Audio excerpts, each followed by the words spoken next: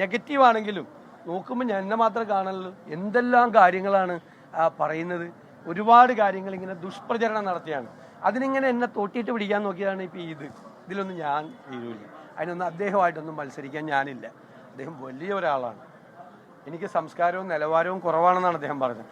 അദ്ദേഹത്തിന് വളരെയധികം സംസ്കാരവും നിലവാരവും ഉള്ള ആളാണ് അദ്ദേഹം. എനിക്ക് അതിൽ തർക്കമില്ല. നല്ല നിലവാരമുള്ള ആളാണ് അദ്ദേഹം. ഞാൻ അദ്ദേഹത്തെക്കാൾ നിലവാരം കുറഞ്ഞ ഒരാളാണ്.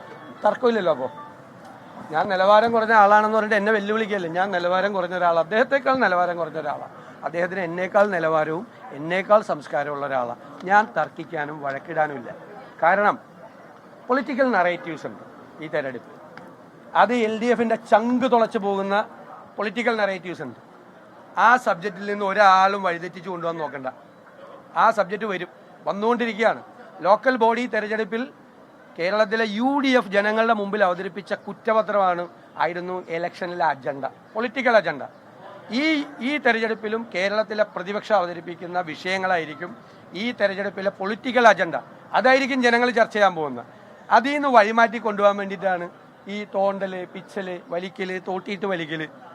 അതിലൊന്നും ഞങ്ങൾ വീഴില്ല. പ്രതിപക്ഷ നേതാവേ, അങ്ങ് തന്നെ ഈ വഴിമരുന്നിടുന്ന പലതരത്തിലുള്ള പ്രകോപനം ഉണ്ടാക്കിയിട്ട് അങ്ങ് തന്നെ ഒരു പൊതുനിരത്തിൽ പൊതുജനസമക്ഷം വളരെ മോശം പദങ്ങൾ ഒരു പൊതുവിദ്യാഭ്യാസ മന്ത്രിക്കെതിരെ നടത്തിയത്. അതിനെ തുടർന്നൊക്കെ സ്വാഭാവികമായി കാർഡുകൾ ഇതെല്ലാം ഞാൻ നിയമസഭയിൽ കൃത്യമായും മറുപടി പറഞ്ഞിട്ടുണ്ട്. വേറെ വല്ലതും ഉണ്ടോ? സ്വാഭാവികമായി പ്രതികരണം വരുമല്ലോ. ഒക്കെ പറഞ്ഞിരുന്നു. വേറെ എന്തെങ്കിലും ഉണ്ടോ? ഇല്ലല്ല. അല്ല, അദ്ദേഹം സജീവമാണല്ലോ. നേരത്തെ തന്നെ ഞാൻ നിങ്ങളോട് പറഞ്ഞല്ലോ, അദ്ദേഹം സജീവമാണ്. മനസ്സിലായേ? അദ്ദേഹം ഈ തെരഞ്ഞെടുപ്പിൽ അദ്ദേഹത്തിൻ്റെ മുഖം കേരളത്തിലെ 140 നിയോജകമണ്ഡലങ്ങളുണ്ടാവും. ശശി തരൂർ എന്ന് പറയുന്ന ഒരു വ്യക്തി ഒരു വിശ്വപൗരനായിട്ടുള്ള വ്യക്തിയാണ്. കോൺഗ്രസിൻ്റെ അഭിമാനമായിട്ടുള്ള ഒരാളാണ്. അദ്ദേഹം വിദേശ സർവീസിൽ നിന്ന് വന്ന ഒരാളാണ്. അദ്ദേഹം ഈ ലോകം അറിയപ്പെടുന്ന എഴുത്തുകാരനാണ്. അദ്ദേഹത്തെ ഇഷ്ടപ്പെടുന്ന വലിയൊരു സമൂഹം കേരളത്തിലെ ജനങ്ങളുടെ ഇടയിലുണ്ട്. അവരുടെ ഇടയിലേക്ക് അദ്ദേഹം വരികയാണ് ഈ തെരഞ്ഞെടുപ്പിൽ UDFനെ പിന്തുണയുമായിട്ട്. ബാക്കി ഞാൻ നിങ്ങളെന്ന് പറഞ്ഞപ്പോൾ ഞാൻ പറഞ്ഞില്ലേ, അതെല്ലാം തെറ്റായ വാർത്തകളാണ്, അടിസ്ഥാനമില്ലാത്ത വാർത്തകളാണ്, വെറുതെ LDF ക്യാമ്പിൽ നിന്ന് പ്രചരിപ്പിച്ച വാർത്തകളാണ്. ആ വാർത്തയ്ക്കൊന്നും അടിസ്ഥാനമില്ല. അദ്ദേഹം UDFനെ 100 സീറ്റിലധികം വാങ്ങി തിരിച്ചു കൊണ്ടുവരാൻ വേണ്ടിയുള്ള ഞങ്ങളുടെ പോരാട്ടത്തിന്റെ മുൻനിരയിൽ ഞങ്ങളുടെ അഭിമാനമായ ശശി തരൂരുണ്ടാവും. സമയമുണ്ടല്ലോ. പ്രതിപക്ഷ നേതാവ് VD സതീശൻ മാധ്യമങ്ങളോട് സംസാരിക്കുകയായിരുന്നു. V ശിവൻകുട്ടിയുടെ വെല്ലുവിളി ഉണ്ടായിരുന്നു. നിയമത്തൊന്ന് മത്സരിക്കാൻ ധൈര്യമുണ്ടോ എന്നതായിരുന്നു വെല്ലുവിളി. അത് തൊട്ടിട്ട് പിടിക്കാൻ നോക്കണ്ട എന്നതാണ്.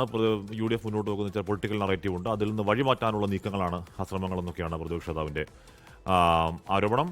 അതിനെ തുടർന്ന് ബാക്കി വിഷയങ്ങളും അദ്ദേഹത്തിന്റെ പ്രതികരണങ്ങൾ കണ്ടു. വിസ്മയങ്ങൾ വരാനുണ്ട് എന്ന് തന്നെ ആവർത്തിക്കുകയാണ് പ്രതിപക്ഷ നേതാവ്. ലോകത്തെവിടെയായാലും ഏത് സമയത്തും 24 വാർത്തകളും ഓഗ്മെന്റഡ് റിയാലിറ്റി പാക്കേജുകളും എക്സ്പ്ലെയിനറുകളും വിശദമായി കാണാൻ ഞങ്ങളുടെ YouTube ചാനൽ നിങ്ങൾക്ക് സബ്സ്ക്രൈബ് ചെയ്യാം.